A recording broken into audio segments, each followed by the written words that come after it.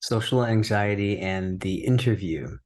So this person says they had an interview and they blanked out really bad. They started stuttering and talking nonsense, and they actually had to stop the interview and got emotional about it. They started to tear up a little bit. And then they explained to the interviewer that they get very nervous during interviews and perhaps they should just stop the interview altogether.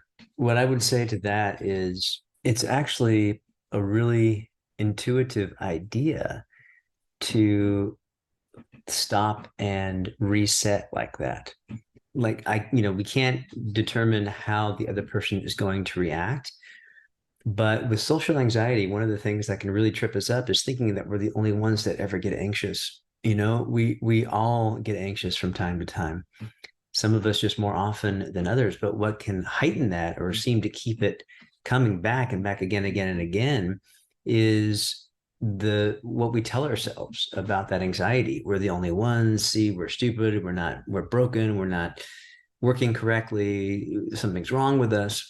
And it's those thoughts that compound the anxiety and sort of add fuel to the fire of this social anxiety. And so, in an interview where you feel your anxiety getting a bit out of control, it's actually very, very smart to just stop and pause and vocalize what's going on for you, right? So, just stopping and saying, I apologize.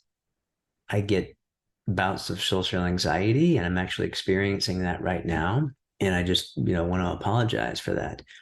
More than likely, that person will have compassion for you and they will understand and give you a moment, give you what you need. Now, there is a very good possibility as well that that person will feel uncomfortable or not know how to handle it. And if that's the case, it's probably not someone that you want to work for anyway. The other thing is that person could be a little anxious and, in fact, feel anxious around you. And the fact that you are admitting your anxiety can help them relax. So it's actually a very good tactic to be honest with what you're feeling in those moments and not try to hide it. It's when we try to hide it that we kind of go up in our heads and we start thinking about all these different ways we can do it and how we're not doing it right and everything else. But if we just stop and pause and vocalize what we're experiencing, oftentimes it can put the other person at ease as well. And this can be the gateway to a deeper conversation, a deeper form of connection.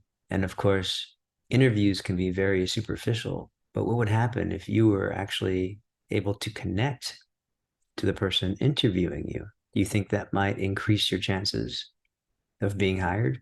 Or at the very least, maybe making a new friend or acquaintance?